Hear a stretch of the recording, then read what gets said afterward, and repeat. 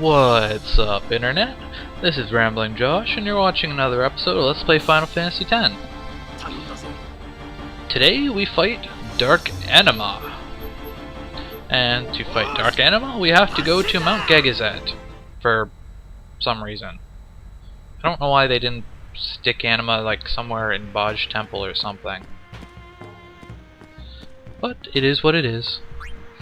And we want to use this teleporter pad to warp to the cave entrance. Come down this Come down this first tunnel to the left.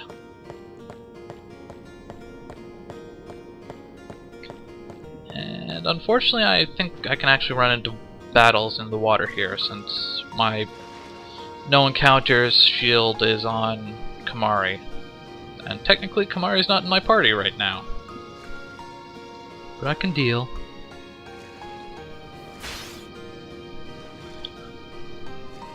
So, Dark Anima is actually kind of weird in that you have to do something to unlock it before you actually fight it.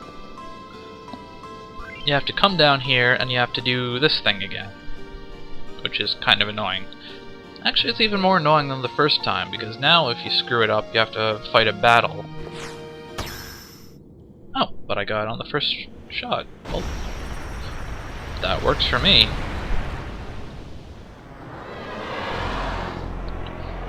And Dark Anima randomly pops up out of the ground.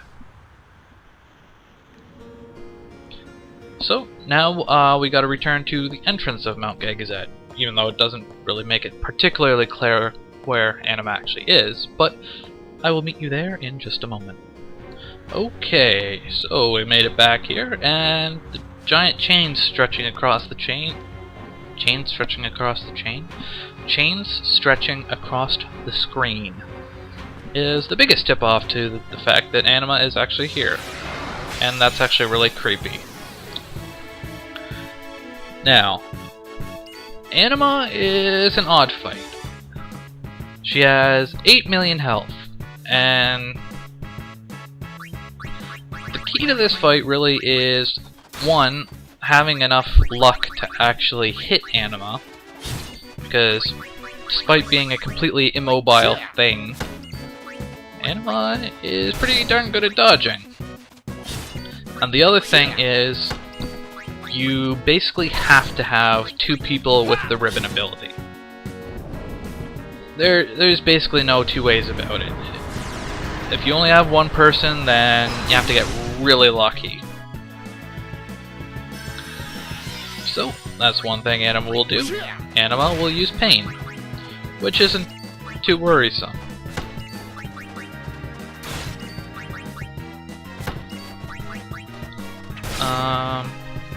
I think we're okay not healing Tidus. Anima will use Mega Graviton, which does a whole bunch of damage. What is it, like? I think it's based on like a specific amount of your health, like 40% or something. But unlike, say, Demi, it is possible for it to actually kill you. If you have maxed health, 9,999, like if that's what your maximum health is, then it'll do about 4,000 damage. And that's the biggest reason you want Ribbon, because if you only have one person after, like if you have two people who get affected by the status ailments of Giga Graviton, then you're probably not going to have enough time to recover before Anima starts beating you up again. So you're basically just not going to have enough time to do enough damage to actually kill Anima. So now, Anima goes next, and Anima has an overdrive, so I am going to summon an Aeon to absorb Oblivion. And this is probably going to miss. Oh, well, that was a surprise. Yay! Bonus 20,000 damage. Bonus!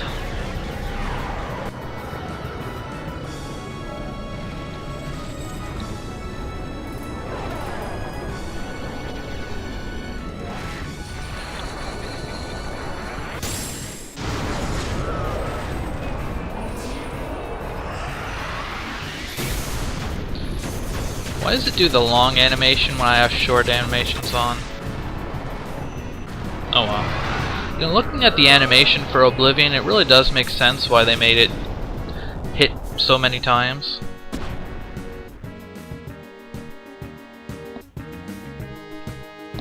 Alas, poor Valefor, I knew thee well, but you served your purpose. Sacrificial lamb thing.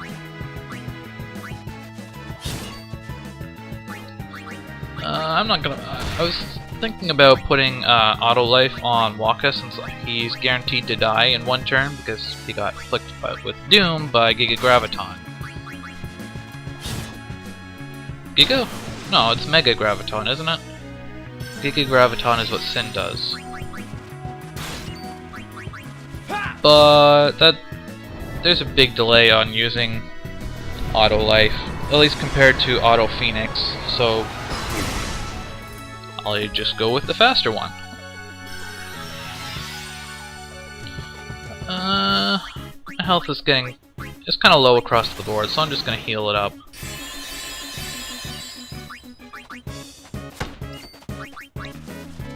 Now, luckily, when you do this fight right, you actually have a lot of time to beat on Anima. Oh god. That's the only other attack Anima has. A physical attack, which is much like Shinryu's Eraser. It will instantly shatter you if you are vulnerable to stone, which Waka is. So he got instantly stoned and shattered. But luckily, at least now I don't have to worry about healing Waka. It shouldn't be as big a deal as it was when I lost a character against Dark Bahamut. Get Yuna back in here. You know what, just for the heck of it, let's use Oblivion on Dark Anima. I just love the irony. Oh, the irony.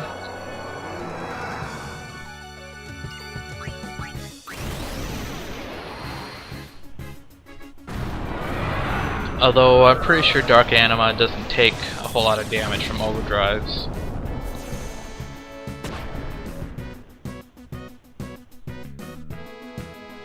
$106,000 damage, that's better than I expected.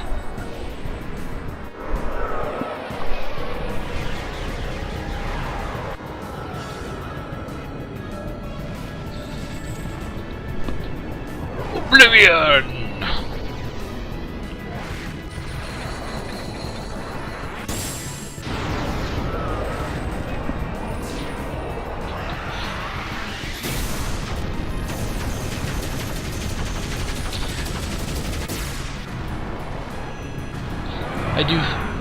I do have to say though, I just love how, you know, Anima uses Oblivion on Anima, then Anima uses Oblivion on Anima. Then when you're using Oblivion, it looks really odd how many chains there are on the screen.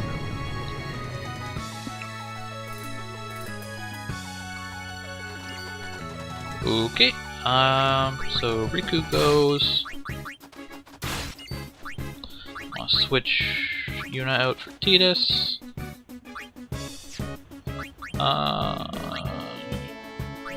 No, I was thinking about healing up, but I'm just gonna go. If he uses Mega Graviton, okay, which he is, I can just heal back up to full,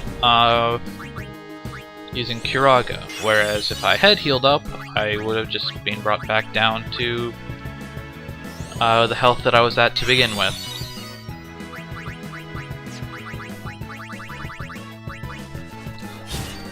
I don't think Anima should have... Dark Anima, sorry. Should have too much health left. Although obviously the process is a good bit slower now that Waka is no longer with us.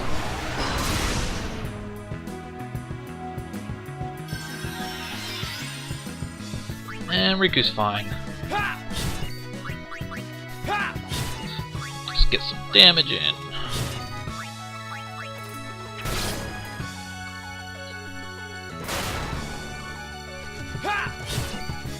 Ooh, nice. Counterattack.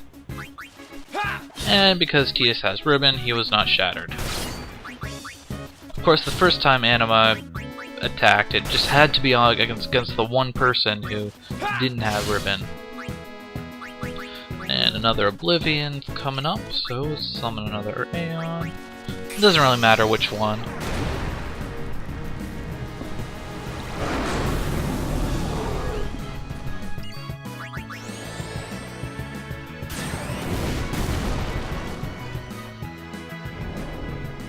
Oblivion! Let's just fast forward through this.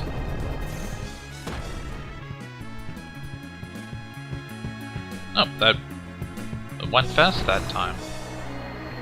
Now you go fast? Why you no go fast earlier? Oh, whatever. Tidus did get cursed by that physical attack, but all that does is mean you can't use your overdrive, which I'm not exactly using anyways.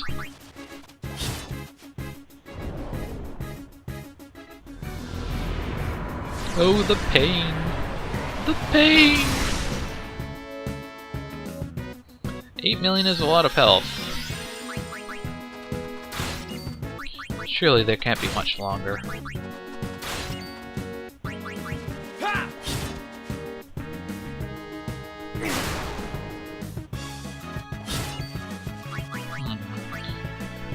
I'm gonna have to heal Tidus because his health is below the level where he could survive a Mega Graviton.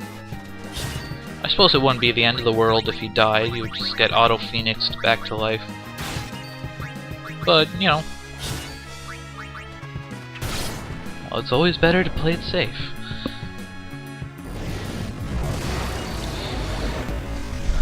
And heal up Riku. Actually, let's heal up Quick Pockets. Actually, no, let's not. I'm getting a bit low on MP.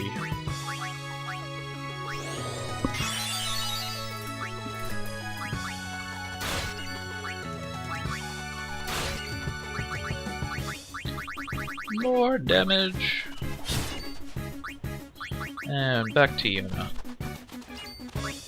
I would say that I sure hope I don't run out of Aeons, but I don't really see that happening. Let's just stick with attack. As I've said many times before, I don't care how much damage the Aeon does. It's just a meat shield. Especially with Ixion, because Ixion doesn't have break damage limit. It's kind of capped at a insignificant amount of damage.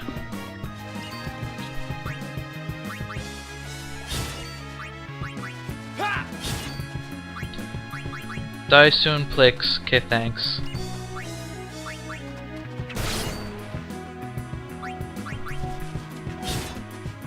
Oh, I was just gonna say, I'm just about out of MP. I'd better use Mega Elixir, but Anima died just in time.